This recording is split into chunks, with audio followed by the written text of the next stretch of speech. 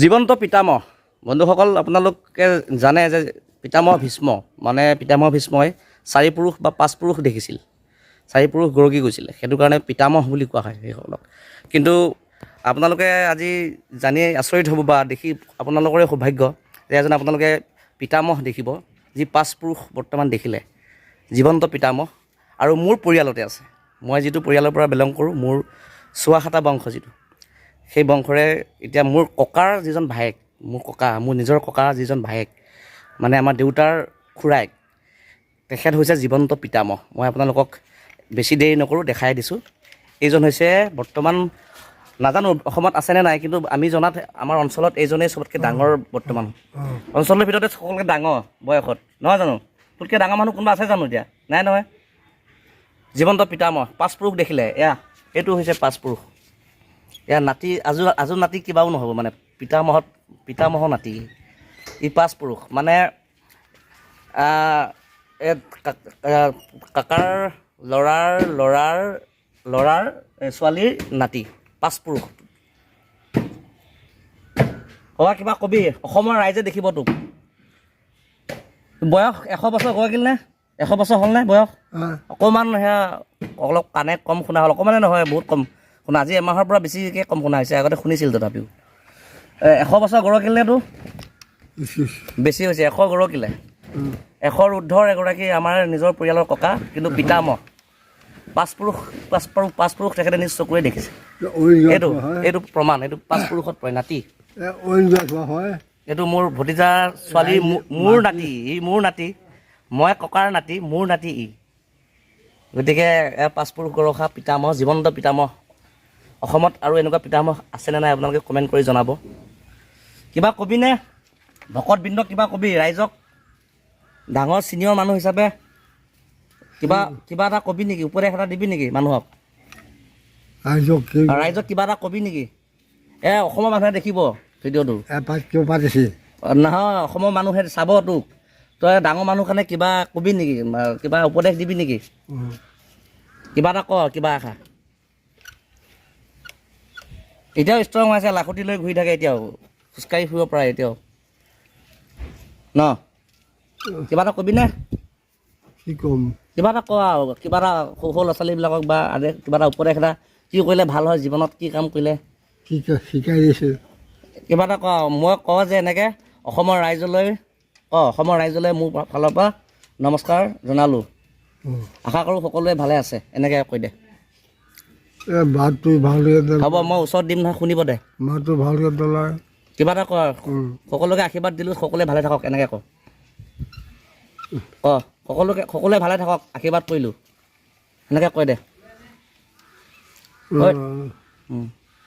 এতিয়া মোৰ লগৰ মানুহ এই অঞ্চলটোতে নাই। অঞ্চলটোতে নাই? অসমতো নোলাব নেকি তোৰ লগৰ মানুহ? চব সৰু কাকাতকৈ সৰু বহুত সৰু মানুহ ঢুকাই আছে। শিকাইছিলোঁ, ফুল যে শিকাইছিলি, এতিয়া আকৌ ল'ৰা পাৰ্ট এটা ওলাইছে। আৰু এটা কথা মই এইখিনিতে কৈ লওঁ, আমাৰ ককা হ'ল এই অঞ্চলটোৰ ভিতৰতে খোলৰ পণ্ডিত, মানে খোলত উস্তাদ। ককাই বহুত মানুহক এই অঞ্চলতে মৰিগাঁও জিলা, নগাঁও জিলাৰ এই পশ্চিম অঞ্চলত বহুত মানুহ কাকাৰ শিষ্য আছে। কাকা খোলৰ মানে বৈষ্ণৱ শাস্ত্ৰৰ খোল আৰু বাদ্যযন্ত্ৰী খোল, এই খোলৰ উস্তাদ বহুতকে শিকালে, বহুত শিষ্য আছে। আমাৰ অঞ্চলটোত ককাৰ শিষ্যই ভৰ্তি হৈ আছে খোলত উস্তাদ। এতিয়াও খোলটো বজাব পাৰিবিনে এপাক? বৰ দুখৰ কথা এটা হ'ল, আজি 3 পুৰুষ 4 পুৰুষ আমাৰ ঘৰত বায়ন, 3 পুৰুষ 4 পুৰুষ হ'লে এতিয়া লোপ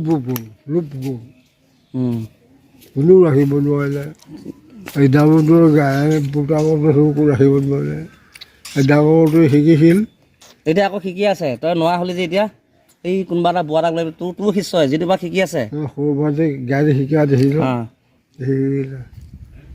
গায়ন পাৰিলে সি গায়ন পাৰিব।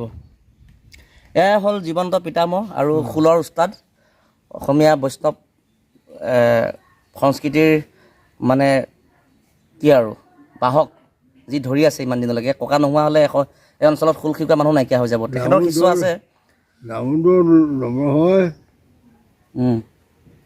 এখন যৌতি ৰাখি গাই পেলাই দেখোঁ ইয়াত থল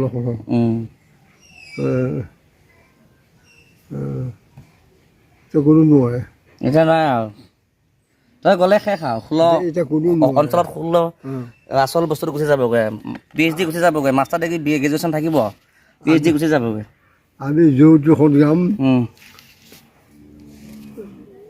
তাল যাব পাৰিব যাবা কিন্তু তালটোৰ গুণধৰ বুজা পাৰিব পাই পেলাই তাৰ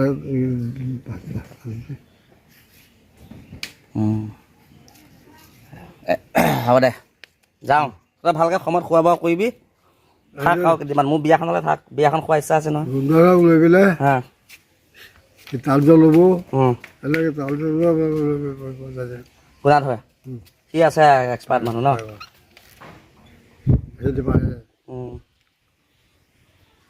ভাওনা নাটকো নোৱাৰে হা নোৱাৰে এনেই হেৰিত পায় আৰু এয়া কি কয় এয়া প্ৰসংগ কৰিলে পায় আৰু ৰাগ আছে দেখোন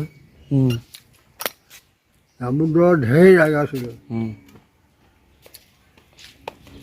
এতিয়া 100 বছৰ গৰকিলে আৰু কিন্তু একজেক্টলি নাজানো এতিয়া তেখেতৰ ভায়েকো জীয়াই আছে আমাৰে ককাই হয় আমাৰ ককাৰ ভায়েক তেখেতৰ 96 কাৰণ তেখেত শিক্ষকতা হেৰি হাইস্কুলৰ শিক্ষক আছিলে যে তেখেতৰ হিচাপ আছে 96 বছৰ কিন্তু ককাৰ বয়সটো হিচাপ নাই কিন্তু তেখেতে কোৱা মতে 100 গৰকিলে আৰু তেখেত আমাৰ অঞ্চলটোৰ ভিতৰতে মানে ডাঙৰ চবতকৈ ছিনিয়ৰ অঞ্চলত ককাতকৈ ডাঙৰ মানুহ নাই আৰু কোনো আমাৰ দুজন ককা জীয়াই আছে দুজন ককা এতিয়া অঞ্চলৰ ভিতৰতে ডাঙৰ গোটেই অঞ্চলটো বৃহৎ অঞ্চল এইটো আপোনাৰ নগাঁও জিলাৰ পশ্চিম অঞ্চলৰ এইফালে মৰিগাঁও এইটো এই মৰিগাঁও এইখিনি অঞ্চলৰ ভিতৰত আমাৰ হাতীবাদ শিমলুগুৰি বৰপেটাগুৰি তেনেকৈ যিমান অঞ্চলটো বৃহৎ অঞ্চলটো তাতকৈ ডাঙৰ ব্যক্তি এজন এতিয়া আৰু পিতামহ লিভিং পিতামহ জীৱন্ত পিতামহ অসমত আৰু এনেকুৱা পিতামহ যদি ক'ৰবাত আছে আপোনালোকে কমেণ্ট কৰি জনাব তেনেহ'লে বন্ধুসকল ভাবিলোঁ ককা কেইদিন থাকিব ঠিক নাই যিহেতু থাকক ভিডিঅ'টোৰ জৰিয়তে জীয়াই থাকক বা সকলোৱে জানক যে এজন পিতামহ বৰ্তমান জীয়াই আছে বুলি